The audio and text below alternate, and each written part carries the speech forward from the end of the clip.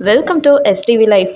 ரொம்பவும் ஃபேமஸான ஒரு ஐபிஎஸ் பொசிஷனுக்கான ஒரு முன்னுதாரணமாக வாழ்ந்தவர். கர்நாடகா மாநிலத்தில் ஏற்பட்ட பல பிரச்சனைகளுக்கு சொல்யூஷனை கண்டுபிடிச்சி கொடுத்தவர். Encounter specialist.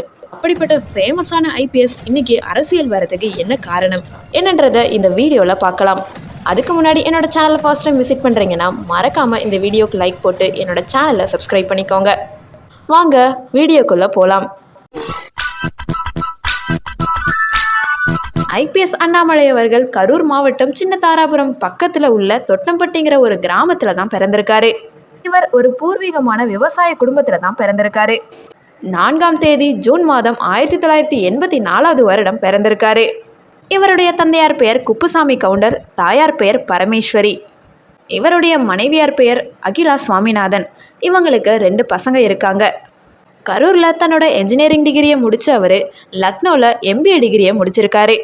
அண்ணாமலை அவர்கள் தமிழ், இங்கிலீஷ், கன்னடம், ஹிந்திங்கிற பல மொழிகளை சரளமாக பேசக்கூடியவர். பிற்காலத்தில் ஐபிஎஸ்ல ஏற்பட்ட கிரேஸ் காரணத்தினால அந்த ஒரு தேர்வில் ரொம்பவும் கஷ்டப்பட்டு பாஸ் ஆகுறாரு. பாஸ் ஆனதுக்கு அப்புறமா 2011 வருஷம் கர்நாடக மாநிலத்தில் உள்ள உடுப்பி மாவட்டத்தில் காவல்துறை துணை கண்காணிப்பாளராக பணியாற்ற ஆரம்பிக்கிறாரு. முதல்ல ஸ்கூல் காலேஜஸில் போதைப்பொருள் விற்பனை செய்யக்கூடிய நபர்களை கண்டுபிடிச்சு நடவடிக்கையும் எடுக்க ஆரம்பிக்கிறாரு. அதுக்கு அடுத்ததாக நைட் டைமில் எங்கே சந்தேகம் வருதோ அங்கே பைக்லேயே ரைடு போகிறாரு. அதை தொடர்ந்து யாராவது தவறு செஞ்சுட்டாங்கன்னு அவருக்கு தெரிஞ்சதுன்னா அதை கன்ஃபார்ம் பண்ணதுக்கு அப்புறமா அதுக்கு ப்ராப்பரான நடவடிக்கையும் உடனே எடுக்கிறாரு. அது மட்டும் இல்லாமல் கர்நாடக மக்கள் கிட்ட கர்நாடக சிங்கம்ங்கிற ஒரு பெயரில் வலம் வராரு.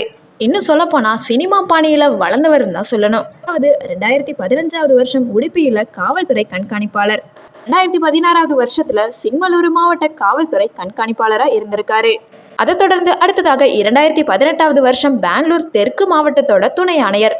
இந்த மாதிரி சினிமா போலீஸ் பாணியில் தொடர்ச்சியான அதிரடி நடவடிக்கையில் ஈடுபட்டிருக்க அண்ணாமலை அவர்கள் 2018 வருஷத்துக்குள்ளார டிசிபியா பதவி உயர்வும் பெறுறாரு.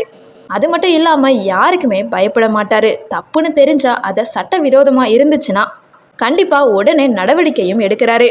அந்த ஒரு காரணத்தினாலேயே பல இடங்களில் கவனிக்கப்படுறாரு அண்ணாமலை குப்புசாமி அவர்கள். ஆனால் இவ்வளவு ஸ்பெஷலாக இருந்த இவர் எதனால் காக்கி சட்டையை கலட்டினாரு? இப்போ முடிஞ்ச வருஷத்தில் மே மாதம் தன்னோட ஐபிஎஸ் வேலையை ராஜினாமா பண்ணியிருக்காரு அண்ணாமலை குப்புசாமி அவர்கள். அதற்கான காரணங்களையுமே சொல்லியிருக்காரு. அந்த ஒரு அறிக்கையில் அண்ணாமலை குப்புசாமி அவர்கள் என்ன சொல்லியிருக்காருன்னா, நான் காக்கி சட்டையை போட்டிருந்தப்போ நடந்த ஒவ்வொரு நிகழ்வுகளையுமே என்னால் மறக்க முடியாது. அது மட்டும் இல்லாமல் போலீஸ் வேலைங்கிறது கடவுளுக்கு நெருக்கமான வேலைங்கிறத நான் முக்கியமாக நம்புறேன்னு சொல்லியிருந்தாரு. தொடர்ந்து கைலாஷ் மானசரோவர் யாத்திரைக்கு போனப்போ வாழ்க்கையோட முக்கியத்துவத்தை நான் தெரிஞ்சுக்கிட்டேன். இது மட்டும் இல்லாமல் ஐபிஎஸ் அதிகாரியாக இருந்த மதுக்கர் செட்டியோட இறப்பு என்னோட வாழ்க்கையில் என்னுடைய சுய பரிசோதனை செய்கிறதுக்கு உதவி செஞ்சதுன்னு சொல்லுவேன். ஐபிஎஸ் பணிங்கிறது சாதாரண வேலை கிடையாது. உடனே நான் ராஜினாமா செய்யலை. இந்த ஒரு விஷயத்தை செய்கிறதுக்கு 6 மாதங்கள் வரைக்குமே நான் யோசிச்சேனும் சொல்லியிருந்தாரு. அதுக்கடுத்ததாகத்தான் நான் இந்த முடிவை எடுத்தேனும் சொல்லியிருந்தாரு. ஐபிஎஸ் போஸ்டிங்ல இருந்து ராஜினாமா செய்த அண்ணாமலை அவர்கள் தி லீடருங்கிற ஒரு அமைப்பை ஸ்டார்ட் பண்ணுறாரு. இந்த தி லீடருங்கிற ஒரு அமைப்பு அரசியல் அமைப்பு கிடையாது, அரசியலை தூய்மைப்படுத்தும் அமைப்புன்னு சொல்லியிருந்தாரு. அதோட மக்களுக்காக விழிப்புணர்வை ஏற்படுத்துவதற்காக இந்த ஒரு அமைப்பை நான் ஸ்டார்ட் பண்ணியிருக்கேன்னு சொல்லியிருந்தாரு. பல சமூக பணிகளை செய்ய போவதாகவும், அது மட்டும் இல்லாமல் இயற்கை விவசாயம், நாட்டு மாடுகளை வளர்க்க போவதாகவும் சொல்லியிருந்தாரு. அது மட்டும் இல்லாமல் அதுக்கேற்ற மாதிரி பல பணிகளையுமே செஞ்சுட்டு வந்திருக்காரு அண்ணாமலை அவர்கள். ஐபிஎஸ் அண்ணாமலை குப்புசாமி அவர்கள் என்னைக்கு தன்னோட தொழிலான ஐபிஎஸ் அதிகாரத்தை ராஜினாமா செய்தாரோ அன்னைக்கு அவர் அடுத்ததாக அரசியலில் தான் வரப்போறாருன்னு நிறைய தகவல்கள் பரவ ஆரம்பிக்குது. ஆனால் அந்த டைமில் தான் நடிகர் ரஜினிகாந்த் அவர்கள் தான் அரசியலுக்கு வரப்போவதாகவும் மக்களுக்கு சேவை செய்ய போறேன்னு சொல்லியிருந்தாரு. ஆனால் என்னுடைய கட்சி தலைமைங்கிறது வேற ஆட்சி தலைமையில தான் இருக்கும்னு சொல்லியிருந்தாரு. இந்த ஒரு பரபரப்பு முதல்வர் வேட்பாளர் அண்ணாமலை தான் நிறைய பேரால பரவலாக பேசப்பட்டுச்சு. அதுக்கு அடுத்ததாக வேலையை ராஜினாமா செய்துவிட்டு வந்த அண்ணாமலையை பாஜக ஆதரவாளர்களும் சரி, ஆர்எஸ்எஸ் ஆதரவாளர்களும் சரி நிறைய பேர் கொண்டாடினாங்க. ஆனால் சில நேரங்களில் ஆர்எஸ்எஸ்க்கு மறைமுகமாக அந்த குழுவில் வேலை பார்த்து வந்ததாகவும் கூறப்பட்டுச்சு அண்ணாமலை அவர்களை. என்னதான் அண்ணாமலை அவர்கள்கிட்ட பாஜக உறுப்பினர் அட்டை இல்லாமல் இருந்தாலும் சரி, அவருடைய செயல்பாடுகள்ங்கிறது பாஜக ஆர்எஸ்எஸ்ஸாக தான் இருந்திருக்கு. அது மட்டும் இல்லாமல் ஆர்எஸ்எஸ் அமைப்பால் மறைமுகமாக நிர்வகிப்பதாக கூறப்படும் யூத் திங்கர்ஸ் ஃபோரம்ங்கிற ஒரு அமைப்பில் பலமுறை சொற்பொழிவு ஆற்றியிருக்காருன்னு சொல்லப்படுது.